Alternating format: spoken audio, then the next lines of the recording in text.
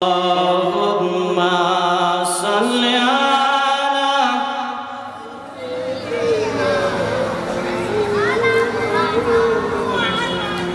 وعلى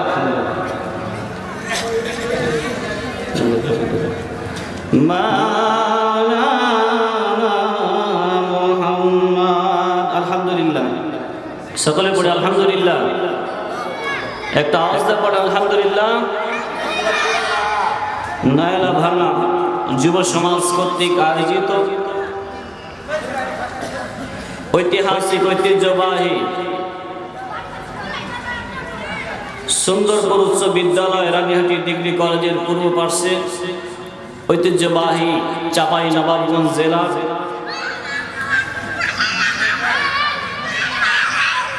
আজকে তাফসীরুল কোরআন মাহফিলে সমাপনী রজনীতে যে মহান রব্বুল আলামিন আমাদেরকে উপস্থিত করে দিয়েছেন, মালিকের প্রতি শুকরিয়া আদায় করছি। আমরা সমস্ত একসঙ্গে পাঠ করছি আলহামদুলিল্লাহ। আপনারা শুনে খুশি হবেন, আজকের মাহফিলে যিনি প্রধান মেহমান আছেন, আন্তর্জাতিক খ্যাতিসম্পন্ন মুফাসসিরে কোরআন, মিডিয়া ব্যক্তিত্ব হযরত মাওলানা আব্দুল্লাহ আল আমিন সাহেব, উনি মহান রব্বুল আলামিনের ইশারায় আমাদের মাঝে উপস্থিত হয়ে গেছেন। এই জন্য পড়ে আলহামদুলিল্লাহ। আর একটা আওয়াজ দিয়ে পড়ে আলহামদুলিল্লাহ। সময় হলে উনি চলে আসবেন ইনশাআল্লাহ। আল্লাহ পাক তাকে কবুল করুক, জোরে বলেন আমিন। আজকের মাহফিলে সম্মানিত উপস্থিতি একরাম, আমার শ্রদ্ধেয় স্যার, পদ্মার অন্তরালের মা ও বোনেরা, সবাইকে অন্তরস্থল থেকে সালাম, আসসালামু আলাইকুম ওয়া রাহমাতুল্লাহি ওয়া বারাকাতুহু। আপনাদের সামনে সূরা বনী ইসরাঈল থেকে একটি আয়াত তেলাওয়াত করেছি। ইনশাআল্লাহ সংক্ষিপ্ত সময়ের মধ্যে আলোচনা শেষ করব। আমা তৌফিকি ইল্লা বিল্লাহ। সকলে বলি আল্লাহুম্মা আমিন। আল্লাহ পাক রব্বুল আলামিন সূরাতুল বনী ইসরাঈলের মধ্যে সর্বপ্রথম মহান রব্বুল আলামিন সূরা বনী ইসরাঈলের প্রথমে বললেন, আমার সাথে সকলে তেলাওয়াত করেন, আউযু বিল্লাহি মিনাশ শাইতানির রাজীম, বিসমিল্লাহির রাহমানির রাহিম।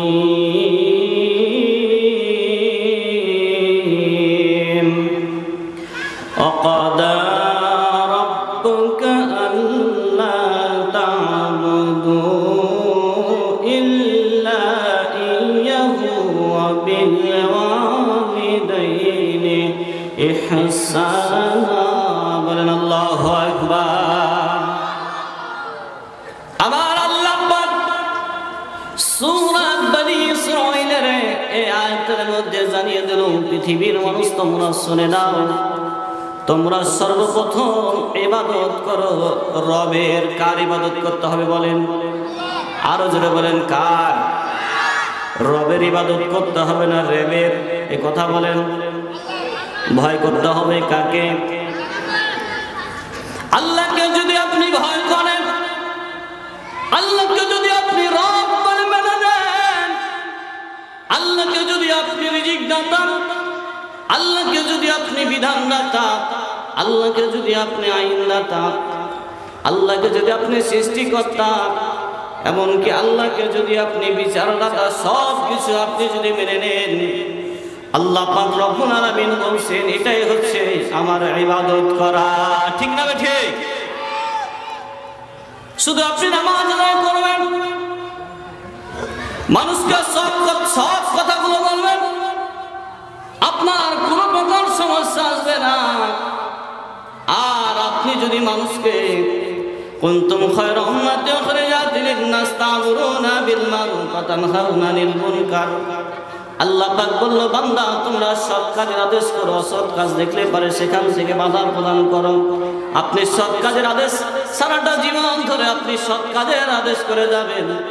আপনি মসজিদের কোনায় বসে বসে ইল্লাল্লাহ জিকির করবেন, আপনি খানকা খুলে দরবার শরীফ খুলে ইল্লাল্লাহ জিকির করবেন।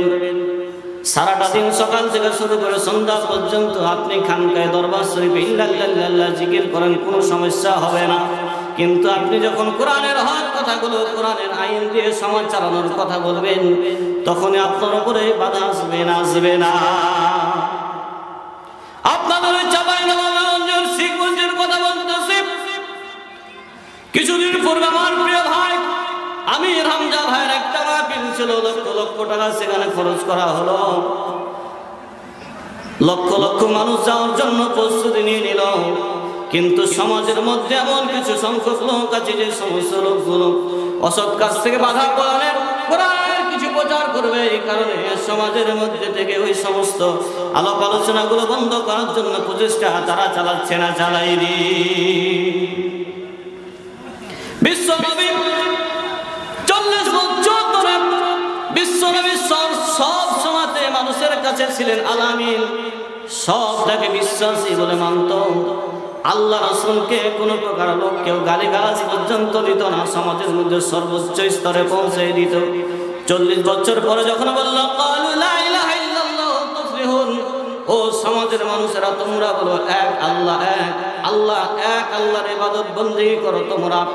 তোমরা রবকে রব বলে মানো, তোমরা রব আইন দাতা, বিধান দাতা, রিজিক দাতা, সব কিছু বলে তোমরা যখন তাকে মেনে নিবা। বিশ্বনবী এই কথাটা বলার সঙ্গে সঙ্গে আল্লাহ রাসূলকে দেশ ছাড়তে হয়েছিল, আল্লাহ রাসূলকে কারাগারের মধ্যে বন্দী হতে হয়েছিল।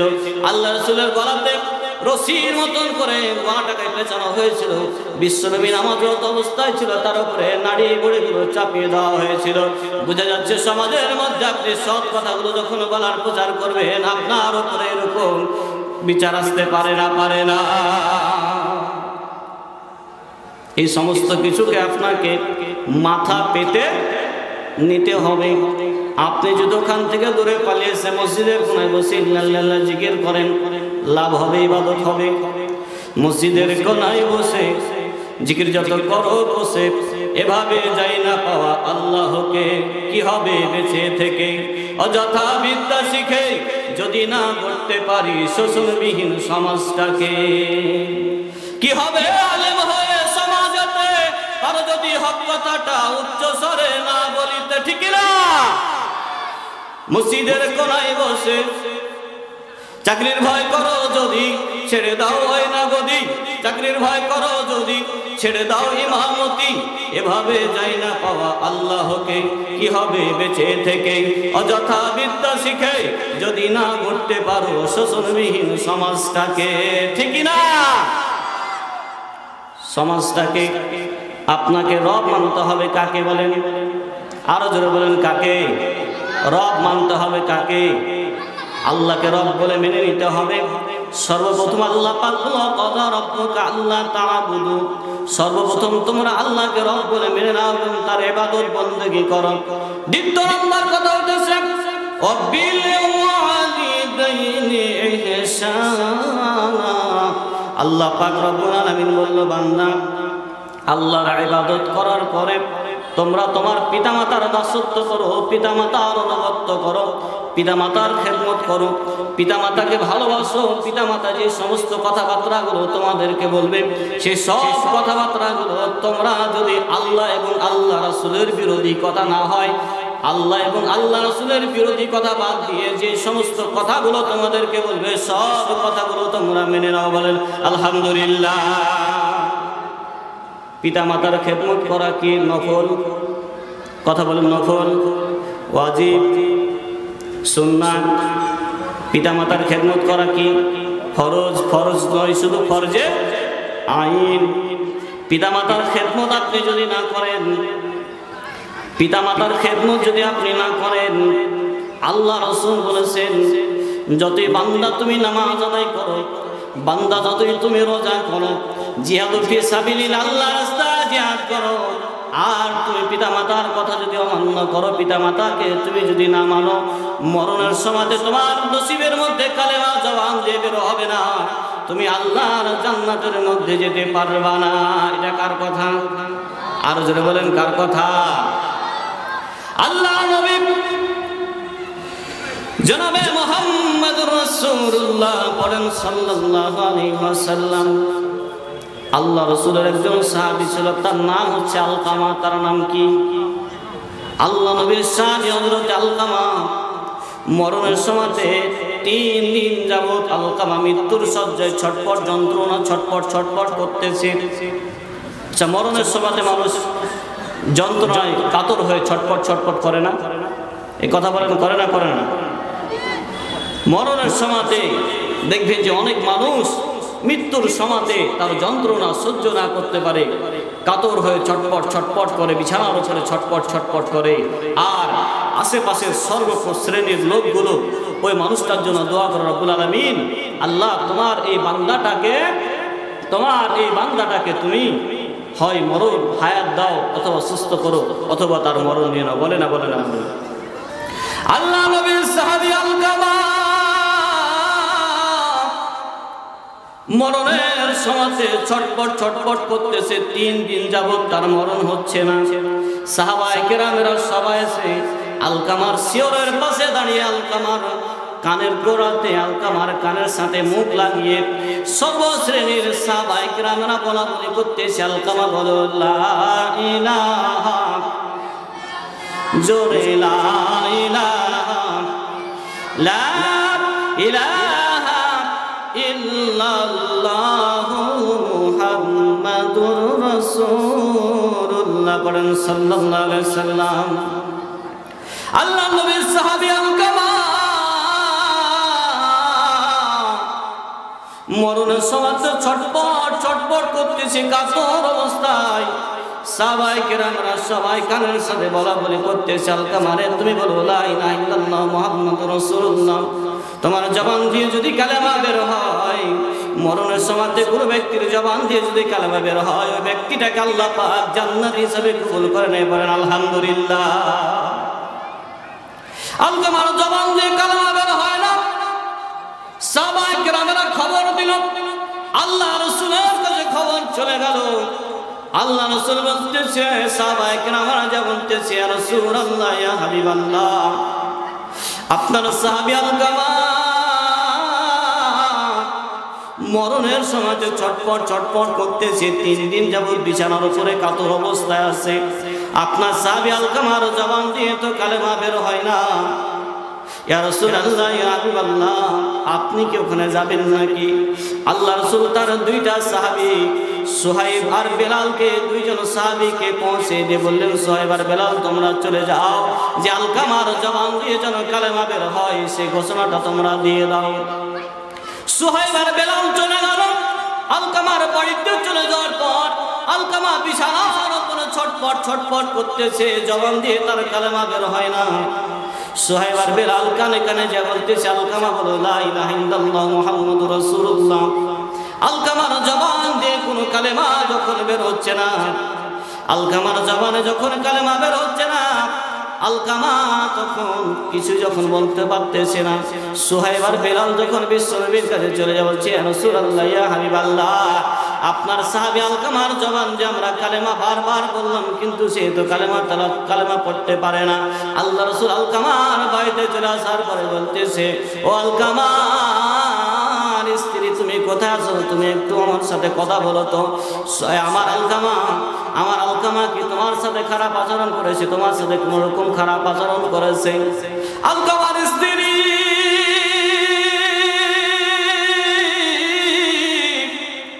ডাক দিয়ে বলতেছেন, নবী গো, ইয়া রাসূলুল্লাহ, ইয়া হাবিবাল্লাহ,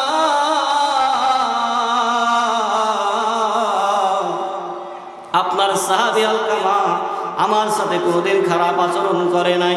তাহাজ্জুদের নামাজ কোনোদিন ছেড়ে দেয় নাই, 5 ওয়াক্ত নামাজ কোনোদিন ছাড়ে নাই, রমজান মাসে রোজা পর্যন্ত কোনোদিন ছাড়ে নাই। জিহাদ ফি সাবিলিল্লাহ, আপনার সাথে জিহাদ করতে পর্যন্ত আলকামা গেছে। কিন্তু ইয়া রাসূলুল্লাহ, ইয়া হাবিবাল্লাহ, আমরা তো বুঝতে পারি না। আজকে 3 দিন যাবত আলকামার জবান দিয়ে আমরা কালেমার কথা বলতেছি, বারবার বলতেছি কালেমা বের হওয়ার কথা, কিন্তু আপনার সাহাবী আলকামা তো কালেমা বের করতে পারে না। সুবহানাল্লাহ পড়েন। আল্লাহ রাসূল আলকামার স্ত্রীকে ডাক বলতেছে, আলকামার স্ত্রী রে, আর তোমার বাসার মধ্যে কেউ আছে নাকি? আলকামার স্ত্রী বলতেছে, আমার শাশুড়ি অর্থাৎ আলকামার মা বাসার মধ্যে আছে। আল্লাহ রাসূল আলকামার মাকে ডাক দিয়ে বলতেছে, মা গো মা, ও মা, আপনার সন্তান আলকামাকে আপনার সাথে খারাপ আচরণ করেছে নাকি? বলার সঙ্গে সঙ্গে আলকামার মার 2 চোখ দিয়ে অঝর ঝরায় পানি পড়তেছে, 2 চোখ দিয়ে পানি পড়তেছে। ডাক দিয়ে বলতেছে, ইয়া রাসূলুল্লাহ, ইয়া হাবিবাল্লাহ, আপনার সাহাবী আলকামা, আপনার সাহাবী আলকামা, আপনার সাহাবী আলকামাকে আমি কোনো সময়তে জীবন দশায় বেঁচে থাকাকালীন কোনোদিন আপনার সাহাবী আলকামাকে আমি মাফ করব না। বলেন নাউজুবিল্লাহ, আরো জোরে বলেন নাউজুবিল্লাহ। আল্লাহ রাসূল আলকামার মাকে বলতেছেন, মা, তোমার ছেলেকে তুমি মাফ করে দাও, তোমার ছেলে তো মৃত্যু যন্ত্রণায় ছটপট ছটপট করতেছে। বলতেছেন, নবী গো, ইয়া রাসূলুল্লাহ, ইয়া হাবিবাল্লাহ, আমি তাকে জন্ম দিয়েছি, কষ্ট করে তাকে লালন পালন করেছি, কিন্তু জীবন দশায় যতদিন পর্যন্ত আপনার সাহাবী আলকামা বেঁচে ছিল ততদিন পর্যন্ত তার স্ত্রীর কথার উপরে চলাফেরা করেছে। আমি মার কথা কোনোদিন শুনে নাই, আমি মাকে কষ্ট দিয়েছি। ইয়া রাসূলুল্লাহ, ইয়া হাবিবাল্লাহ, এই কারণে আমার জীবন চলে যাবে, আমার আলকামাকে আমি কোনো সময়তে মাফ করব না। আল্লাহ রাসূল সাহাবায়ে কেরামদেরকে ডাক দিয়ে বলতেছে, সাহাবায়ে কেরামরা, তোমরা শুনে নাও, ওয়াবিল ওয়ালিদাইনি ইহসানা, দুনিয়ার জমিনের মধ্যে কোনো ব্যক্তি যদি পিতামাতার প্রতি খেদমত না করে, মরণের পর আল্লাহ পাক থেকে জাহান্নামের আগুনের মধ্যে দাও করে আগুনের মধ্যে জ্বালায় দিবে। তোমরা তাড়াতাড়ি কিছু কাঠ সংগ্রহ করো। কিছু কাঠ আনা হলো, কাঠ আনার পরে কাঠগুলো একের পর এক কাতার বন্ধ করা হলো। আর বলা হলো, আবার সাহাবী আলকামাকে জীবন্ত অবস্থায়, এই আলকামাকে জীবন্ত অবস্থায় আমরা এখন তাকে আগুনের মধ্যে পুড়িয়ে তাকে শেষ করে তাকে ছাই করে ফেলে দেব। কারণ হইতেছে মরণের পর এই আলকামা মরণের পর জান্নাতে যেতে পারবে না, যেহেতু আগুনের মধ্যে দাও করে জ্বলবে। আমরা জীবন দশা অবস্থায় আলকামাকে আমরা আগুনের মধ্যে দাও করে জ্বালিয়ে ফেলে দেব। বলেন নাউজুবিল্লাহ। আল্লাহ রাসূল যখন কাঠগুলো সময় সংক্ষিপ্ত, আল্লাহ রাসূল যখন কাঠগুলো সংগ্রহ করার পরে যখন মেজ দিয়ে যখন আগুন ধরাতে যাবে, এমন সময়তে মা ডাক দিয়ে বলছে, ইয়া রাসূলুল্লাহ, ইয়া হাবিবাল্লাহ, আমি আমার আলকামাকে 10টি মাস ধরে গর্ভের মধ্যে আমি তাকে লালন পালন করেছি, বুকের দুধ আমি 2 থেকে 8 বছর তাকে খাওয়াইছি, কোনোদিন আমি তাকে কষ্ট দিতে দিইনি গো নবী। আজকে আমি জীবন অবস্থায়, বেঁচে থাকা অবস্থায় আমার সন্তানকে আপনি জীবন্ত অবস্থায় তাকে পুড়িয়ে মেজ দিয়ে তাকে পুড়িয়ে ফেলে দিবেন, এটা মা দরদি আমি কেমন ভাবে সহ্য করব? আমি আমার আলকামাকে ক্ষমা করে দিলাম, আমি আমার আলকামাকে মাফ করে দিলাম। আল্লাহ রাসূলের সাহাবায়ে কেরামরা বলে, পৃথিবীর মানুষ তোমরা শুনে নাও, ও পৃথিবীর মানুষ তোমরা শুনে নাও। আল্লাহর কসম করে বলতেছি, আলকামার মা যেমন জবান দিয়ে বললো, আমি আমার সন্তান আলকামাকে মাফ করে দিলাম, ক্ষমা করে দিলাম, বলার সঙ্গে সঙ্গে আলকামার জবান দিয়ে বের হয়ে গেল, লা ইলাহা ইল্লাল্লাহু মুহাম্মাদুর রাসূলুল্লাহ। মাগো তোমার মতন আপন কেউ আর নাই। ঠিক না ঠিক? মায়ের কান্দন যাবত জীবন,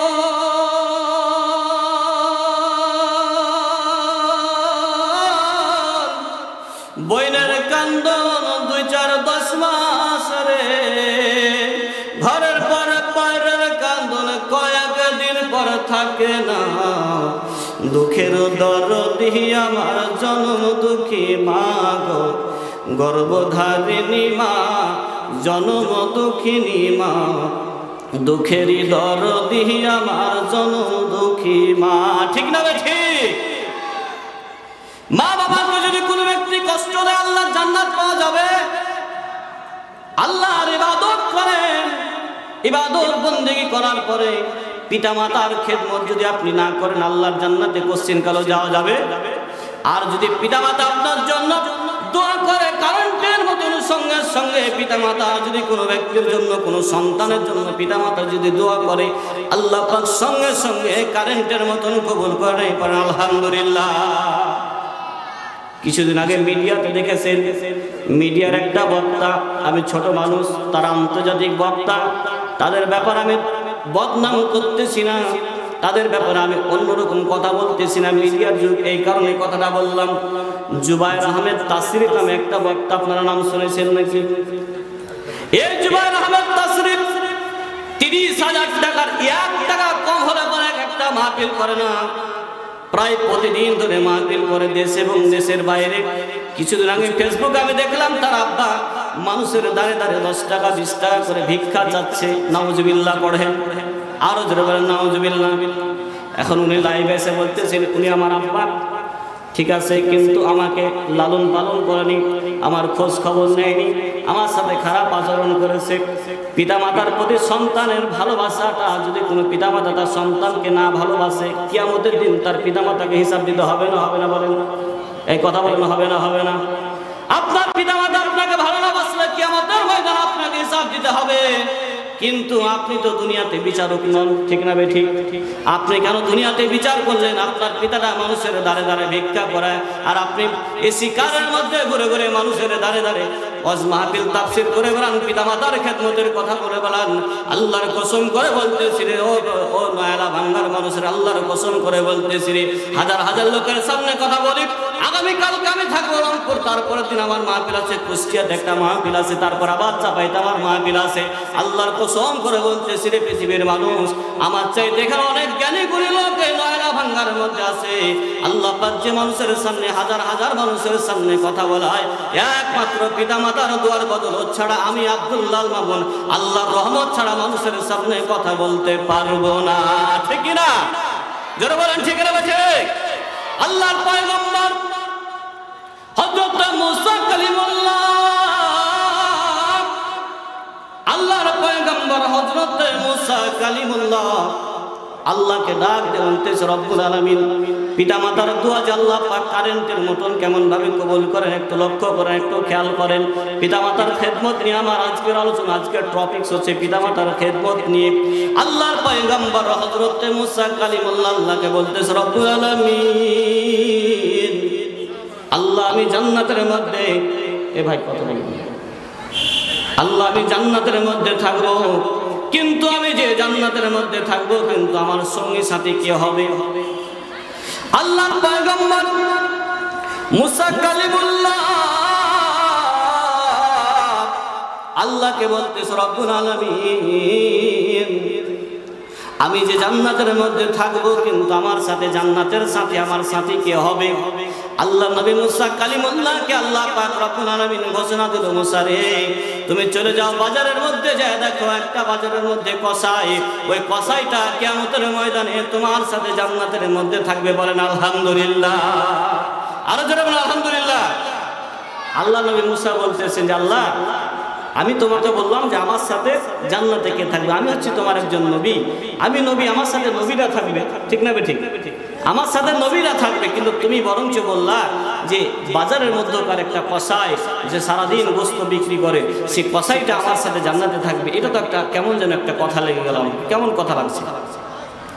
আল্লাহ পয়গম্বর মুসা কালিমুল্লাহ বাজারের মধ্যে চলে যাওয়ার পরে বাজারের কসাই, যে কসাইটা গরুর গোস্ত বিক্রি করতেছে, কসাই ওই কসার কাছে সকাল অবধি বিক্রি হওয়া পর্যন্ত, গোস্ত বিক্রি হওয়া পর্যন্ত তার কাছে নিজের গোপন পরিচয়টা তার কাছে পরিচয় না দিয়া তার কাছে দাঁড়িয়ে দাঁড়িয়ে দেখছে কসাই গরু বিক্রি করা ছাড়া অন্য কোনো ইবাদত করে না, কিন্তু সকাল থেকে সন্ধ্যা পর্যন্ত গরুর গোস্ত যে বিক্রি করতেছে, সন্ধ্যার সময়তে ওই গরুর গোস্তটা সুন্দর করে একটা গোস্তটাকে প্যাকেটের মধ্যে ভর্তি করে নিয়ে ওই কসাই বাড়ির দিকে রওনা দিতেছে। আল্লাহ নবী মুসা ডাক দিয়ে বলতেছে, ভাইজান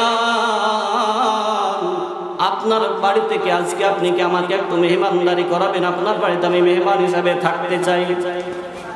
কসাই বলতেছে, মেহমান হইতেছে আল্লাহ তাআলার একটা রহমত। সুবহানাল্লাহ পড়েন, আরো জোরে বলেন সুবহানাল্লাহ। যার প্রতি আল্লাহ পাক রহমত দিবেন, যার প্রতি আল্লাহ পাক খুশি হয়, তার বাড়িতে বেশি বেশি মেহমান পাঠাই, পড়েন আলহামদুলিল্লাহ।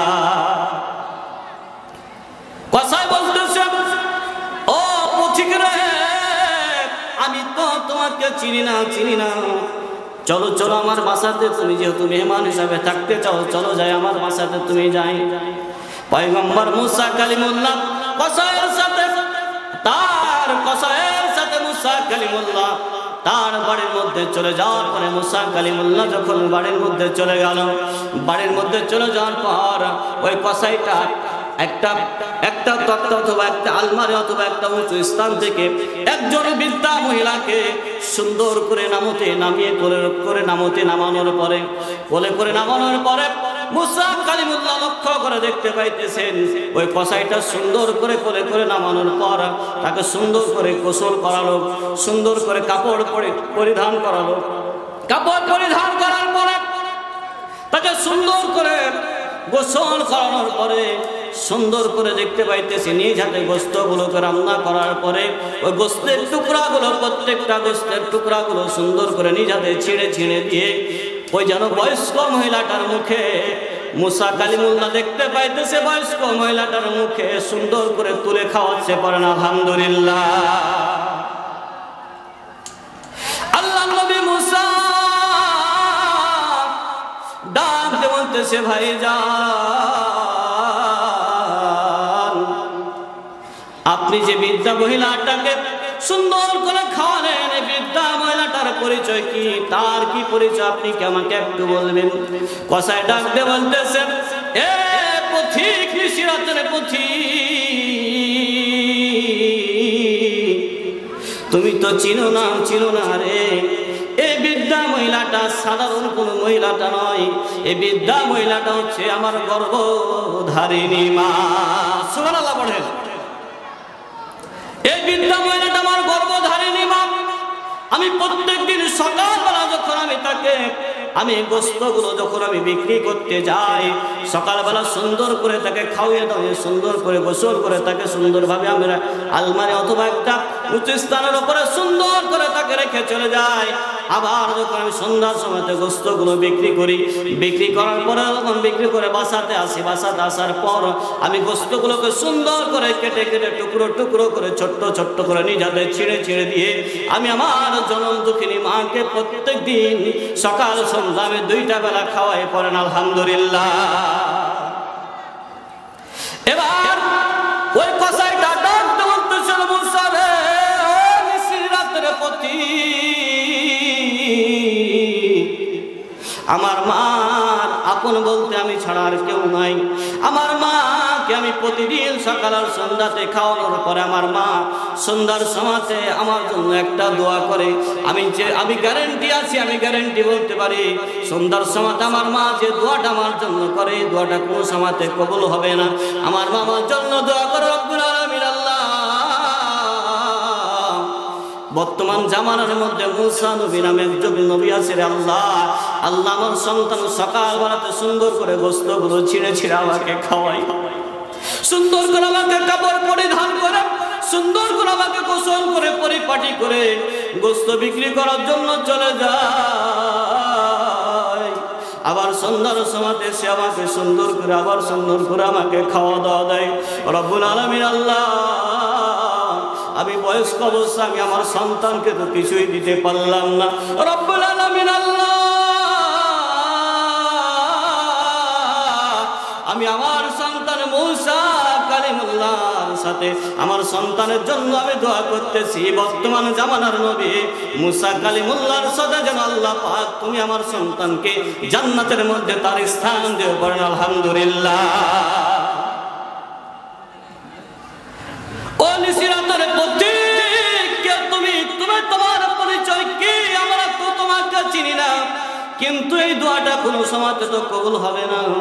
মুসা নবী ডাক দিয়ে বলতেছে, কে গো, পরিচয় তুমি তো জানো না। বর্তমান জামানার মধ্যে যে নবী মুসা কালিমুল্লাহর সাথে তুমি জান্নাতের মধ্যে থাকার জন্য তোমার মা দোয়া করতেছে, আজকে যে আমি তোমার বাড়ির মধ্যে যে লোকটা দাঁড়ায় আছি, তোমার সামনে যে লোকটা আজকে আমি দাঁড়িয়ে আছি, আমি দুনিয়ার কোনো সাধারণ মানুষ নয়, আমি হচ্ছি আল্লাহর পয়গম্বর হযরতে মুসা কালিমুল্লাহ। বলেন সুবহানাল্লাহ, আরো যারা বলেন সুবহানাল্লাহ। আমি হচ্ছি মুসা কালিমুল্লাহ। আল্লাহ পাক আমাকে বলে দিয়েছে জান্নাতের মধ্যে তোমার সাথে আমার স্থান হবে। আল্লাহ নবী হযরত মুসা কালিমুল্লাহর মা আল্লাহর কাছে দোয়া করার সঙ্গে সঙ্গে আল্লাহ পাক কবুল করেছে না করেনি? জোরে বলেন করেছে না করেনি? এই কারণে আল্লাহ পাক বলতেছে রবিল ওয়ালিদাইনি ইহসানা। ও পৃথিবীর মানুষ, তোমরা দুনিয়ার জমিনের মধ্যে পিতামাতার প্রতি ইহসান করো, পিতামাতার প্রতি খেদমত করো, পিতামাতাকে ভালোবাসো, করেন আলহামদুলিল্লাহ। আল্লাহ নবী নিজের মাকে এত ভালোবাসতেন, এত মহব্বত করতেন। আল্লাহর নবী জনাবে মুহাম্মদ রাসূলুল্লাহ সকলে করেন সাল্লাল্লাহু আলাইহি ওয়াসাল্লাম হুদায়বিয়া উমরা সমাতে উমরা পালন করার জন্য আল্লাহ রাসূল এবং তার সাহাবী 1400 জন। কয়জন? জোরে বলেন, আরো জোরে বলেন, কয়জন? 1400 জন সাহাবী।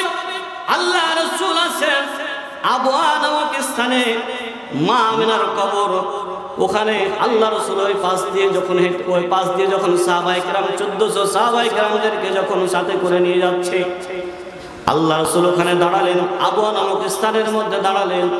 দাঁড়িয়ে নিজের মার কথা মনে পড়ে যায়, আল্লাহর কাছে অনুমতি নিলেন। আল্লাহ পাক অনুমতি দিয়ে দিল, ও নবী তুমি তোমার মার রওজা মুবারকটাকে জিয়ারত করো, তুমি তোমার মার কবরটা জিয়ারত করো। আল্লাহ পাক রব্বুল আলামিন হুকুম দিয়ে দিলেন। আল্লাহ রাসূল ঘোষণা দিল, আমার 1400 সাহাবায়ে কেরাম তোমরা শুনে নাও, এখন আমি আমার মার কবরটা জিয়ারত করব, আমি আমার মার কবরটা জিয়ারত করব, তোমরা আমার সাথে জিয়ারত করো, কিন্তু কেউ কাঁদবা না।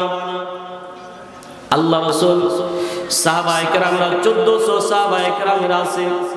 আল্লাহ রাসূল যখন বিশ্ব নবী যখন মায়ের কবরের পাশে দাঁড়িয়ে আল্লাহ রাসূল যখন হাত তুলে ফরিয়াদ করতেছে, রব্বুল আলামিন, এই কথাটা বলার সঙ্গে সঙ্গে আল্লাহ রাসূলের দুই চোখ দিয়ে ঝর ঝরাই পানি চলে এসেছে। আল্লাহ রাসূল কান্দে,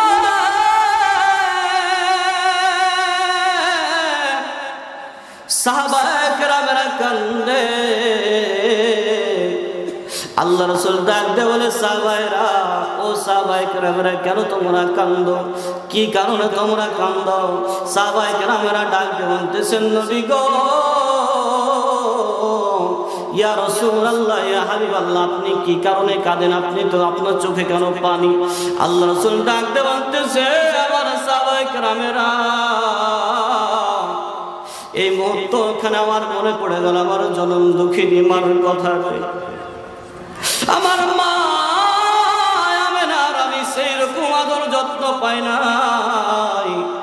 6 বছর বয়সে বিশ্বনবী যখন আদর পাবে, যত্ন পাবে, সেই সময়তে তার মা দুনিয়া থেকে বিদায় নিয়ে চলে গেছে। সাহাবায়ে কেরামদেরকে ডাক দিয়ে বলতেছে, আমার সাহাবায়ে কেরামেরা, আমার মনে পড়ে গেল আমার জনম দুঃখিনী মা আমাকে 6 বছর বয়সে আমাকে জাইতুনের তেল দিয়ে সুন্দরভাবে আমাকে পালিশ করতো, সুন্দরভাবে আমার শরীরে তেল মাখায় দিত। উম্মে আইমান বলে, পৃথিবীর মানুষ তোমরা শুনে নাও, আমার মুহাম্মদকে যখন আমি পাশে নিয়ে যখন রাত্রিবেলাতে আমি যখন ঘুমাইতাম, গভীর রজনীতে আমার মুহাম্মদ মা মা মা মা মা মা বলে আমাকে জড়িয়ে ধরতো, আর মা মা মা মা বলে আমাকে কাঁদতো। ও পৃথিবীর মানুষ, সেখানে তো এমন ব্যক্তি আছে নেব, কারণ জানে জনম দুঃখিনী মা মা দুনিয়া থেকে বিদায় নিয়ে চলে যাওয়ার পরে আল্লাহ রাসূল আয়াতের মধ্যে বলতেছেন রব্বির হামহুমা কামা রব্বায়ানি সগীরা বলে বান্দা তোমরা দুই চোখ দিয়ে অঝর ঝরায় যদি কোনো বান্দা যদি পিতামাতার জন্য রব্বির হামহুমা কামা রব্বায়ানি সগীরা বলে যদি কান্দে আল্লাহ রাসূল ঘোষণা দিয়েছেন পৃথিবীর মানুষ তোমরা শুনে নাও আল্লাহ পাক রব্বুল আলামিনের বান্দার চোখের পানি মাটিতে পড়ার আগে মা বাবার কবরের আযাব মাফ হয়ে যায় সুবহানাল্লাহ পড়েন কার জানি জনম দেখে মা কবরে বাড়ি থেকে ডাক দিয়ে বলতেছে আদরের সন্তান আয় আমি মার জন্য একটু দোয়া কর আমি মা কবরের মধ্যে বড় অসহায় রে বাবা আমি মা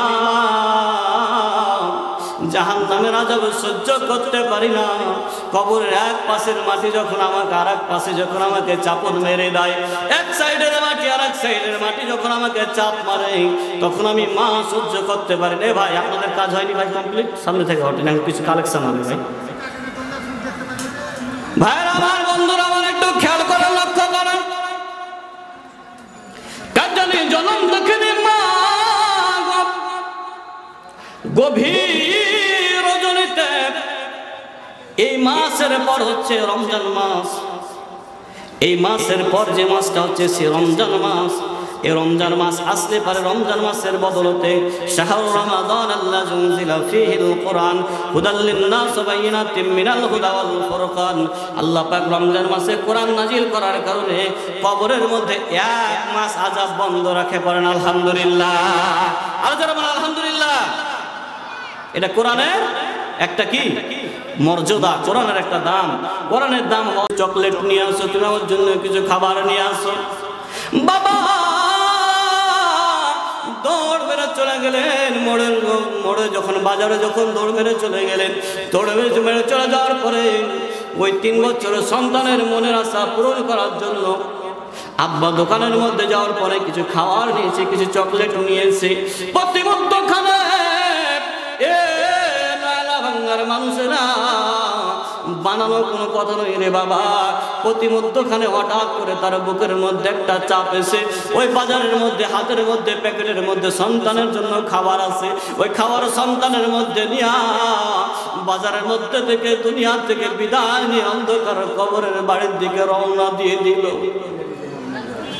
মানুষেরা মরার মানুষেরা সবাই তাকে সুন্দর করে ধরে নিয়ে সুন্দর করে তাকে বাড়ির মধ্যে যখন তাকে নিয়ে চলে যাওয়া হলো বাড়ির মধ্যে নিয়ে চলে যাওয়ার পর এলাকার মানুষেরা যখন এক জায়গাতে একত্রিত হয়ে গেল 3 বছরের সন্তান আব্বাকে বলে আব্বা গো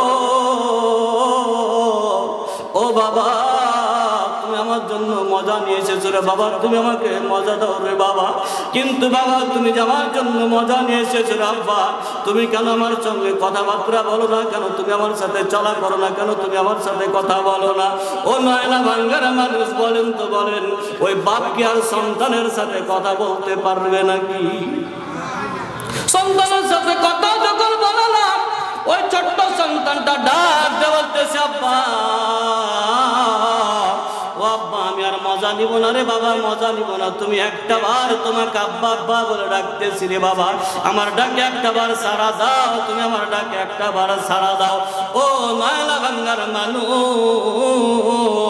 ও আমার পদ্মার অন্তরালের মা বোনেরা গো মা গো মা বলেন তো দেখি ওই আব্বার কথা বলতে পারবে নাকি যে বাবা সন্তানকে কত কষ্ট করে লালন পালন করে সন্তানের জন্য কত রকম না করে নিজের রক্ত পর্যন্ত যদি বিক্রি করে সন্তানকে লালন পালন করতে হয় সেটাও করতে পারে আমার কিছুদিন আগে গত 17 তারিখ সাতক্ষীরাতে একটা মাহফিল ছিল 13 ঘন্টা গাড়িতে বসেছিলাম 13 ঘন্টা ধরে গেলাম গাড়িতে আবার 13 ঘন্টা পরে ফিরলাম বাড়িতে মোট 26 ঘন্টা গাড়িতে জার্নি করার পরে আমাকে সাতক্ষীরার মানুষেরা সবাই দেখেছে হাজার হাজার মানুষের সামনে মাহফিল করেছি কিন্তু রে বাবা হাজার হাজার লোকের সঙ্গে আমার দেখা হলো রাস্তাতে কত লোকের সাথে আমার দেখা হলো আমি যখন বাড়িতে আসলাম বাড়িতে আসার সঙ্গে সঙ্গে আব্বা ডাক দিয়ে বলে বাবা রে ও বাবা, তোমাকে আর এত কষ্ট করে দূর দূরান্তে মাহফিল করতে হবে না। তোমার চেহারাটা মনে হচ্ছে কালো হয়ে গেছে, আর সাতক্ষীরার ডেট তুমি নিও না, তুমি সাতক্ষীরাতে মাহফিলে যেও না। মা ডাকতে বলতেছে, বাবা আমার টাকার প্রয়োজন নয়, অর্থের প্রয়োজন নয়, আমার সন্তানের প্রয়োজন। তুই যখন 2 দিন বাসাতে না ছিলি, মনে হচ্ছিল বাড়িটা যেন আমার আধার আধার লাগতেছে। এ বাবা, গতকালকে জার্নিতে রওনা দেব, 5 দিন পর্যন্ত মাহফিল করবো, 5টা ডেট আছে রে বাবা, 5 তারিখ থেকে 10 তারিখ পর্যন্ত।